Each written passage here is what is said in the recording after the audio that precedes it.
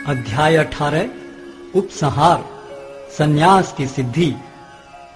अर्जुन ने कहा, हे महाबाहु, मैं त्याग का उद्देश्य जानने का इच्छुक हूँ। और हे केशनिषूदन, हे ऋषिकेश, मैं त्यागमय जीवन का भी उद्देश्य जानना चाहता हूँ। भगवान ने कहा, भौतिक इच्छा पर आधारित कर्मों के परित्याग को विद्वान लोग संन्यास कहते हैं और समस्त कर्मों के फल त्याग को बुद्धिमान लोग त्याग कहते हैं। कुछ विद्वान घोषित करते हैं कि समस्त प्रकार के सकाम कर्मों को दोषपूर्ण समझकर त्याग देना चाहिए, किंतु अन्य विद्वान मानते हैं कि यज्ञ, दान तथा तपस्या के कर्मों को कभी नहीं त्यागना चाहिए। हे भरत श्रेष्ठ, अब त्याग के विषय में मेरा निर्णय सुनो। हे नरशार्दूल, शास्त्रों में त्याग 3 तरह का बताया गया है। यज्ञ, दान तथा तपस्या के कर्मों का कभी परित्याग नहीं करना चाहिए, उन्हें अवश्य संपन्न करना चाहिए।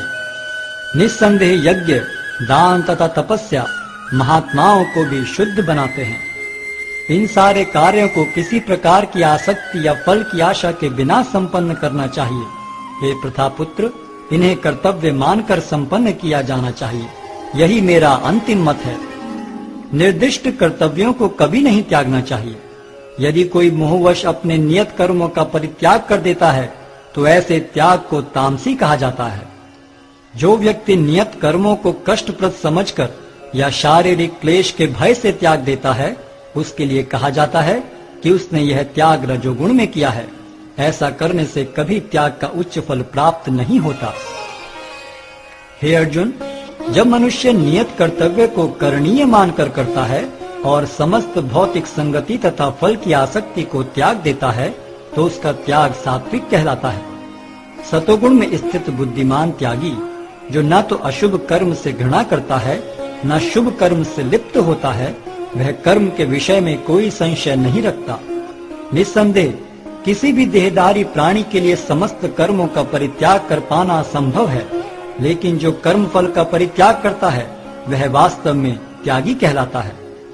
जो त्यागी नहीं है उसके लिए इच्छित, अनिच्छित तथा मिश्रित ये 3 प्रकार के कर्म फल मृत्यु के बाद मिलते हैं, लेकिन जो सन्यासी है उन्हें ऐसे फल का सुख दुख नहीं भोगना पड़ता।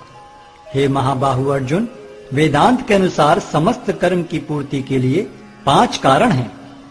अब तुम इन्हें मुझसे सुनो। कर्म का स्थान शरीर, कर्ता, विभिन्न इंद्रियां, अनेक प्रकार की चेष्टाएं तथा परमात्मा, ये 5 कर्म के कारण हैं। मनुष्य अपने शरीर, मन या वाणी से जो भी उचित या अनुचित कर्म करता है वह इन 5 कारणों के फलस्वरूप होता है। अतएव जो इन 5 कारणों को न मानकर अपने आप को ही एकमात्र कर्ता मानता है वह निश्चय ही बहुत बुद्धिमान नहीं होता और वस्तुओं को सही रूप में नहीं देख सकता। जो मिथ्या अहंकार से प्रेरित नहीं है, जिसकी बुद्धि बंधी नहीं है, वह इस संसार में मनुष्यों को मारता हुआ भी नहीं मारता, न ही वह अपने कर्मों से बंधा होता है। ज्ञान, ज्ञेय तथा ज्ञाता, ये तीनों कर्म को प्रेरणा देने वाले कारण हैं। इंद्रियां, कर्म तथा कर्ता, ये 3 कर्म के संघटक हैं।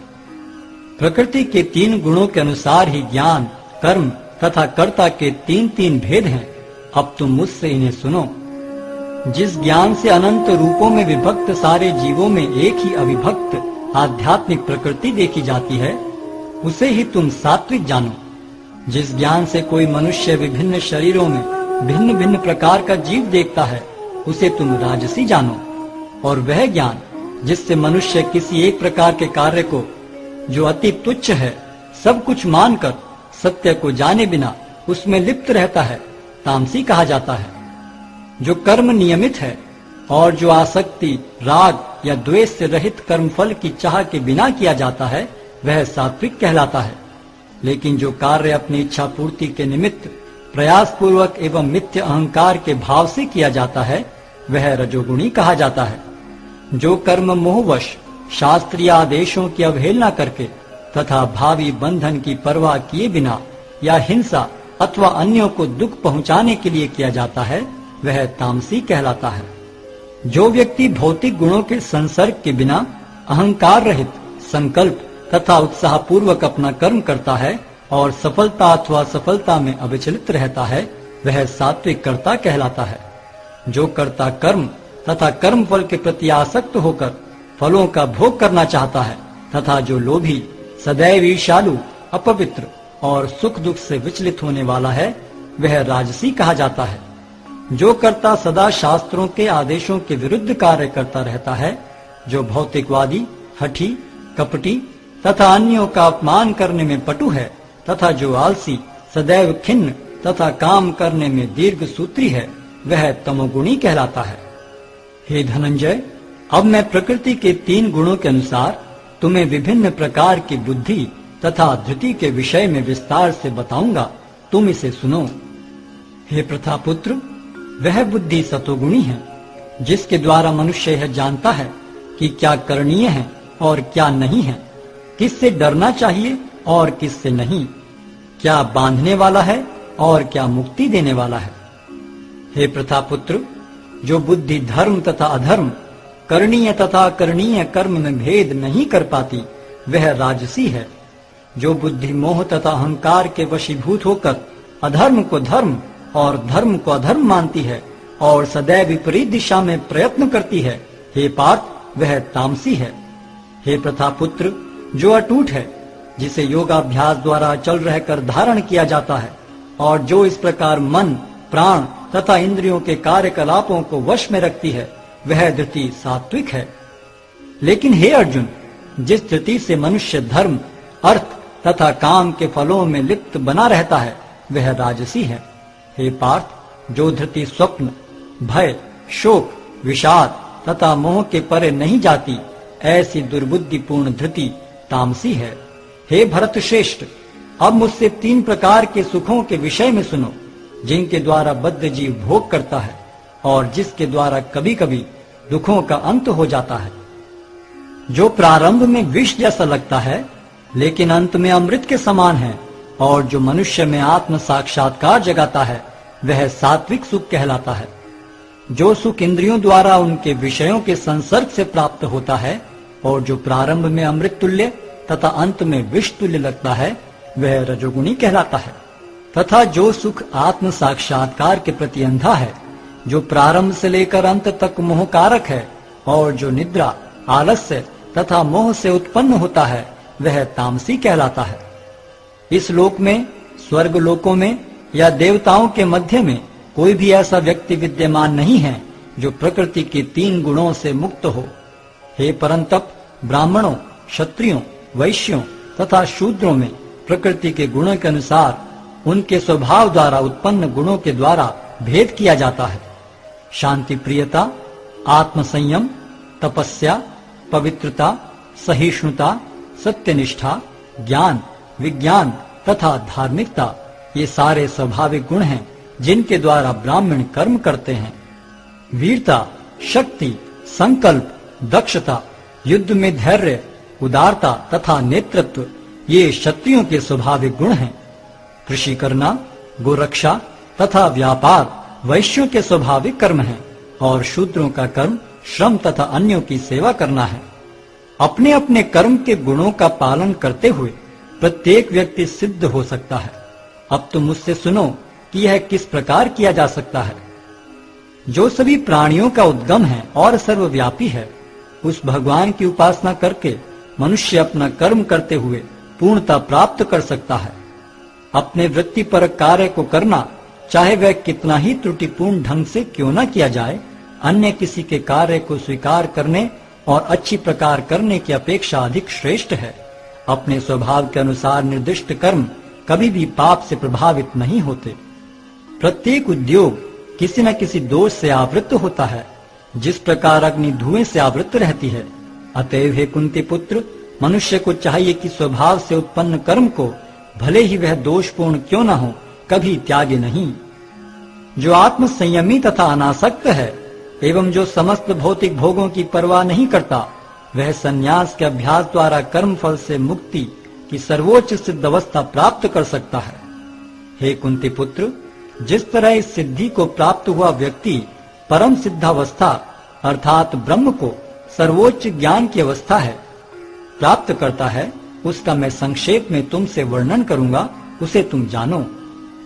अपनी बुद्धि से शुद्ध होकर तथा धैर्य पूर्वक मन को वश में करते हुए इंद्रिय तृप्ति के विषयों का त्याग कर राग तथा द्वेष से मुक्त होकर जो व्यक्ति एकांत स्थान में वास करता है, जो थोड़ा खाता है, जो अपने शरीर मन तथा वाणी को वश में रखता है, जो सदैव समाधि में रहता है तथा पूर्णतया विरक्त, मिथ्या अहंकार, मिथ्या शक्ति, मिथ्या गर्व, काम, क्रोध तथा भौतिक वस्तुओं के संग्रह से मुक्त है, जो मिथ्या स्वामित्व की भावना से रहित तथा शांत है, वह निश्चय ही आत्म साक्षात्कार के पद को प्राप्त होता है। इस प्रकार जो दिव्य पद पर स्थित है, वह तुरंत पर ब्रह्म का अनुभव करता है और पूर्णतया प्रसन्न हो जाता है। वह न तो कभी शोक करता है, न किसी वस्तु की कामना करता है। वह प्रत्येक जीव पर संभाव रखता है। उस अवस्था में वह मेरी शुद्ध भक्ति को प्राप्त करता है। केवल भक्ति से मुझ भगवान को यथारूप में जाना जा सकता है। जब मनुष्य ऐसी भक्ति से मेरे पूर्ण भावनामृत में होता है, तो वह वैकुंठ जगत में प्रवेश कर सकता है। मेरा शुद्ध भक्त मेरे संरक्षण में समस्त प्रकार के कार्यों में संलग्न रहकर भी मेरी कृपा से नित्य तथा विनाशी धाम को प्राप्त होता है। सारे कार्यों के लिए मुझ पर निर्भर रहो और मेरे संरक्षण में सदा कर्म करो। ऐसी भक्ति में मेरे प्रति पूर्णतया सचेत रहो। यदि तुम मुझसे भावना भावित होगे, तो मेरी कृपा से तुम बद्ध जीवन के सारे अवरोधों को लांघ जाओगे। लेकिन यदि तुम मिथ्या अहंकारवश ऐसी चेतना में कर्म नहीं करोगे और मेरी बात नहीं सुनोगे, तो तुम विनष्ट हो जाओगे। यदि तुम मेरे निर्देशानुसार कर्म नहीं करते और युद्ध में प्रवृत्त नहीं होते हो, तो तुम कुमार्ग पर जाओगे। तुम्हें अपने स्वभाववश युद्ध में लगना होगा। इस समय तुम मोहवश मेरे निर्देशानुसार कर्म करने से मना कर रहे हो, लेकिन हे कुंती पुत्र, तुम अपने ही स्वभाव से उत्पन्न कर्म द्वारा बाध्य होकर वही सब करोगे। हे अर्जुन, परमेश्वर प्रत्येक जीव के हृदय में स्थित है और भौतिक शक्ति से निर्मित यंत्र में सवार की भांति बैठे समस्त जीवों को अपनी माया से घुमा रहे हैं। हे भारत, सब प्रकार से उसी की शरण में जाओ। उसकी कृपा से तुम परम शांति को तथा परम नित्य धाम को प्राप्त करोगे। इस प्रकार मैंने तुम्हें गुह्यतर ज्ञान बतला दिया। इस पर पूरी तरह से मनन करो और तब जो चाहो सो करो। चूंकि तुम मेरे अत्यंत प्रिय मित्र हो, अतः मैं तुम्हें अपना परम आदेश, जो सर्वाधिक गुह्य ज्ञान है, बता रहा हूँ। इसे अपने हित के लिए सुनो। सदैव मेरा चिंतन करो, मेरे भक्त बनो, मेरी पूजा करो और मुझे नमस्कार करो। इस प्रकार तुम निश्चित रूप से मेरे पास आओगे। मैं तुम्हें वचन देता हूँ, क्योंकि तुम मेरे परम प्रिय मित्र हो। समस्त प्रकार के धर्मों का परित्याग करो और मेरी शरण में आओ। मैं समस्त पापों से तुम्हारा उद्धार कर दूंगा। डरो मत। यह गुह्य ज्ञान उनको कभी भी न बताया जाए जो न तो संयमी है, न एकनिष्ठ, न भक्ति में रत है, न ही उसे जो मुझसे द्वेष करता है। जो व्यक्ति भक्तों को यह परम रहस्य बताता है, वह शुद्ध भक्ति को प्राप्त करेगा और अंत में वह मेरे पास वापस आएगा। इस संसार में उसकी अपेक्षा कोई अन्य सेवक न तो मुझे अधिक प्रिय है और न कभी होगा।